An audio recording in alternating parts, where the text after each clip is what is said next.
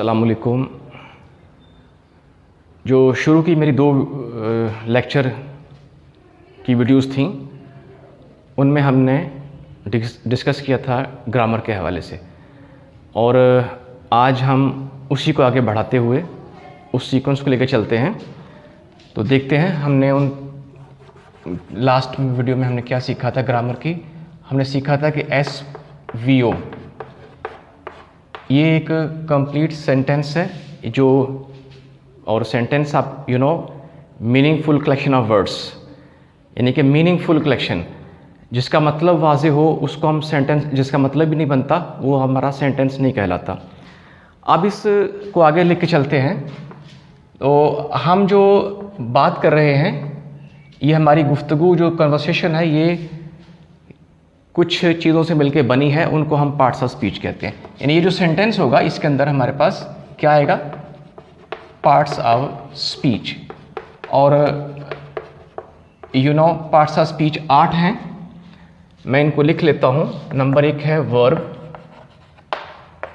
Adverb, noun, pronoun, adjective,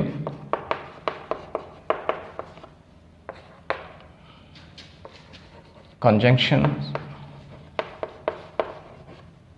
और interjections.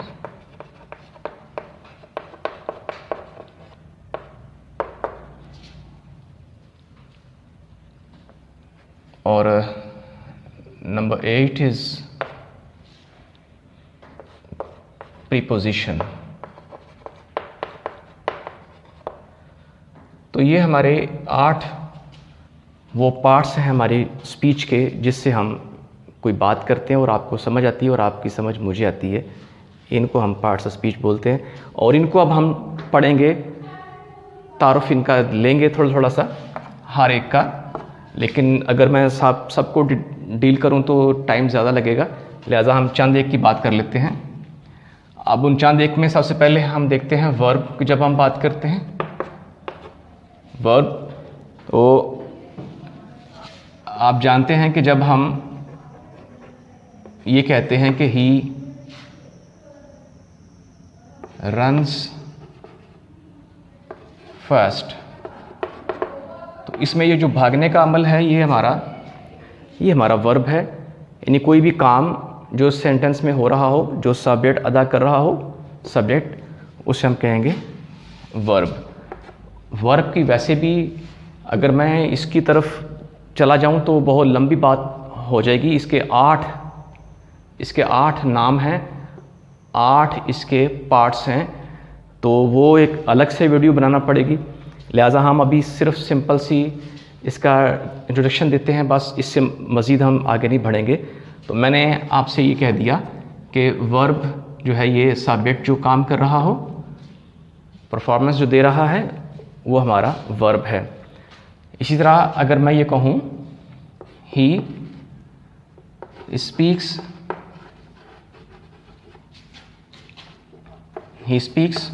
Fluently,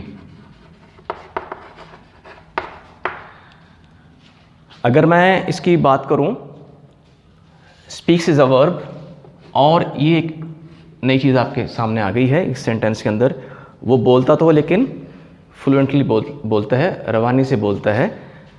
तो अब ये एक नई चीज़ क्या होगी, जो अब बोलने की जो बोलने का जो स्टाइल है या बोलने की जो क्वालिटी है, वो ये फ्लुएंटली है। अब ये यानी वर्ब की एक खूबी हमने इसमें ले ली है, उसे हम कहेंगे एडवर्ब। अब ये हमारा है एडवर्ब है, ये हमारा एडवर्ब है। उसकी वजह, क्योंकि ये अगर तो वो ये इसकी कोई खूबी बयान कर रहा हो तो हमारा वो एडजेक्टिव होगा। चूँकि ये अब बयान कर रहा है, स्पीक्स की क्वालिटी बयान कर रहा है, तो ये हमारा एडवर्ब है, इसलिए हम इसको एडवर्ब कहेंगे। और अगर मैं ये कहूँ ही स्पीक्स वेरी फ्लुएंटली,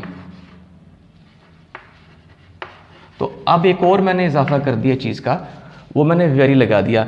अब ये जो वेरी है ये इसकी और खूबी को बयान कर रहा है, मज़ीद इसमें निखार पैदा कर रहा है कि बहुत ज़्यादा फ्लुएंटली यानी कि बहुत रवानी से बोलता है। तो जो वेरी है इज़ अ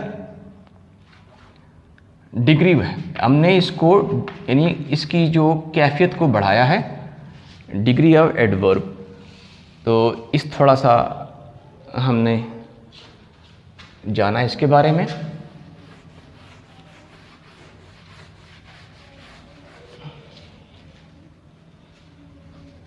तो आपने एडवर्ब और वर्ब के बारे में जान लिया। इसके बाद एडवर्ब भी कई किस्म के होते हैं, लेकिन उसकी तरफ हमने नहीं जाना है। इसके बाद है ये नाउन। अब नाउन इज़ अ नेम या नेमिंग वर्ड, जो भी आप मैंने एक लेक्चर दिया हुआ इसके बारे में, नाउन के बारे में। अच्छा, जैसे मैं कहता हूँ Ali is a good boy. अब इसमें मैंने एक लफ्ज़ इस्तेमाल किया, नाम अली। अब ये जो अली है इज़ अ नाउन, उसकी वजह के नाउन के बाद हम वर्ब इस्तेमाल करते हैं, तो ये शो कर रहा है कि ये आपका नाउन है। और अगर मैं ये लिखूं he Ali is a good boy, तो he is regular in studies. अगर मैंने मज़ीद आप इसको आगे लेके चलना है तो मैं बजाय यहाँ पर लिखने के अली मैं ही लिखूँगा। तो ही इज़ क्या है, प्रोनाउन है। ये नाउन का प्रोनाउन, यानी कि जो प्रोनाउन का मतलब, प्रो का मतलब होता है जगह, की बजाय, इंस्टेड ऑफ, यानी नाम की जगह पे जो हमने इस्तेमाल किया उसको हम कहेंगे प्रोनाउन। तो प्रो का मतलब की जगह पे या की बजाय या इसकी वजह से। तो ये हमारे पास प्रोनाउन भी आ गया है। Next is adjective. अच्छा, एक इंतहाई इंटरेस्टिंग सेंटेंस लिखते हैं हम, और आप देखिए कि इंग्लिश कितनी इंटरेस्टिंग है, दिलचस्प लैंग्वेज है ये। जैसे मैं कहता हूँ शी वॉन्ट्स टू गो। अगर आप इस पर गौर कीजिएगा तो इसकी पार्सिंग करेंगे तो शी इज़ अ प्रोनाउन है, वांट्स वर्ब है, और ये टू गो, ये वांट टू नहीं है, बल्कि ये टू जो है ये गो के साथ चिपका हुआ है। अगर आपको याद हो तो ये आपका ऑब्जेक्ट नहीं है। अगर मैं आपको याद करवाऊँ, हमने फाइनाइट वर्ब्स और नॉन फाइनाइट वर्ब्स पढ़े थे, और उसमें मैं नॉन फाइनाइट वर्ब मैंने कहा था कि ये 2v1 एक होता है वर्बल नाउन। 2v1 क्या ये वही चीज़ नहीं है?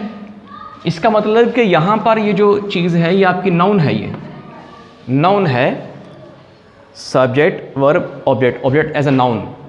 तो याद रखें कि ये जब भी आप किसी वर्ड को देखते हो तो कभी भी डिसाइड मत करना कि ये वर्ब है या ऑब्जेक्ट, जब तक आप उसको फंक्शनल नहीं करते, उसको सेंटेंस में इस्तेमाल नहीं करते, आप कभी भी उसका नाम मत दे दीजिएगा कि ये बगैर सोचे समझे, बगैर इस्तेमाल किए हुए उसको कोई ये फलां वर्ड है, नाउन है, वर्ब है, प्रोनाउन है, जब तक आप उसको फंक्शनल नहीं करते। तो ये बात मेरे ज़हन में आ गई कि देखो कि क्या चीज़ हम सोच रहे थे और यहाँ पर इसका असल में कैसा इस्तेमाल है। तो मज़ीद आगे चलते हैं। मैंने कहा था कि मैंने इन 5 को डील करना था आज। तो नेक्स्ट इज़, अगर मैं एक सेंटेंस बोलता हूँ शी इज़ ब्यूटीफुल, आप ज़रा मालूमाती चीज़ें आपके लिए बहुत ज़्यादा। She is beautiful, subject verb, ये क्या ऑब्जेक्ट है? ये नो, ये इसकी खूबसूरती को बयान कर रहा है, शी इज़ ब्यूटीफुल। तो इसको हम नाम देते हैं एक, ये उसका कॉम्प्लीमेंट है। और कॉम्प्लीमेंट कौन सा? मैंने वर्ब में पढ़ा था, हमने सीखा था कि वर्ब की जो हमने किस्में पढ़ी थी उसमें एक ऑब्जेक्ट की 2 चीज़ें मैंने पढ़ी थी, एक ऑब्जेक्ट और एक कॉम्प्लीमेंट पढ़ा था। तो हमने ये कहा था कि जो सब्जेक्ट की खूबी को बयान कर रहा है वो उसका सब्जेक्टिव कॉम्प्लीमेंट है। ये तो सब्जेक्टिव कॉम्प्लीमेंट है ब्यूटीफुल। लेकिन इसका एक और नाम भी हमने दिया हुआ है, इसे हम कहते हैं प्रेडिकेटिव, ये हमने इसको नाम दिया, ये एक प्रेडिकेटिव है। और अगर मैं मज़ीद लिखूं शी इज़, अब मैं अगर यहाँ पर ए लिख देता शी इज़ आ ब्यूटीफुल, तो ये सेंटेंस गलत हो जाता। उसकी वजह आप कहेंगे वो एक खूबसूरत है, तो ये जो ए लिखा हुआ है इसकी ये गलती है। इसकी वजह क्योंकि ये ए हमेशा हम लिखते हैं नाउन के साथ, क्योंकि ये एक डिटर्मिनर है। उस डिटर्मिनर को लिखने का एक ही रूल है कि हम इसको लिखते हैं नाउन ऑब्जेक्टिव केस में जो होता है या सब्जेक्टिव केस में होता है, नाउन के साथ हम इसको लिखते हैं।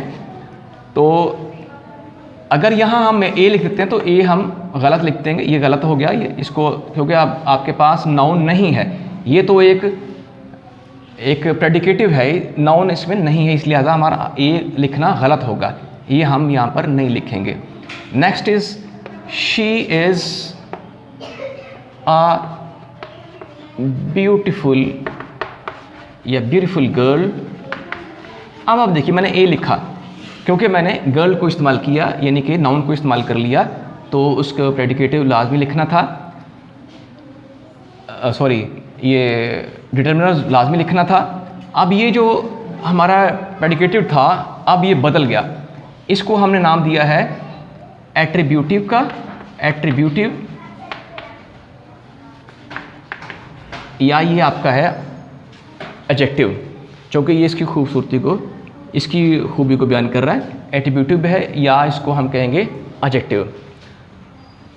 और अगर मैं एक और सेंटेंस लिखता हूँ शी, यहाँ लिख देता हूँ, अगर मैं लिखूँ she is very beautiful, very beautiful girl, तो अब देखिए ज़रा कि मैंने एक और इजाफा कर दिया ब्यूटीफुल के साथ, उसकी मैंने डिग्री को बढ़ा दिया, तो हम इसको कहेंगे डिग्री, और ये है degree of adjective, degree of adjective, इसको वेरी को हम बोलेंगे। तो ये था थोड़ा सा verb, adverb, noun, pronoun, adjective के बारे में। मज़ीद इसके, चूँकि आपका कोई भी सवाल इसके अंदर ज़हन में आ रहा हो आप उसको पूछिए, लाजमी मैं उसको जवाब दूंगा। जो भी कन्फ्यूजन आपको आ रही हो आप बेधड़क पूछिएगा, लाजमी पूछें ताकि आपकी कन्फ्यूजन्स दूर हों। मकसद यही है कि आपको समझ आना चाहिए और उन पॉइंट्स को डिस्कस करना है हमने जो आपने नहीं पढ़े हुए हैं और काफ़ी अरसे से आपने इनको पसे पुश डाला हुआ है, और आपको कन्फ्यूजन आ जाती है किसी भी सेंटेंस को लिखते हुए या बोलते हुए। तो हम इसको यहीं पर ख़त्म करते हैं। इसी के साथ हम नेक्स्ट वीडियो में देखेंगे कि ओके, थैंक यू।